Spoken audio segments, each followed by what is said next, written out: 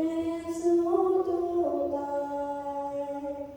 ôi Chúa ta dù nương trên của nhẹ nhiều về chúng mai theo chiều chiều Giêsu ca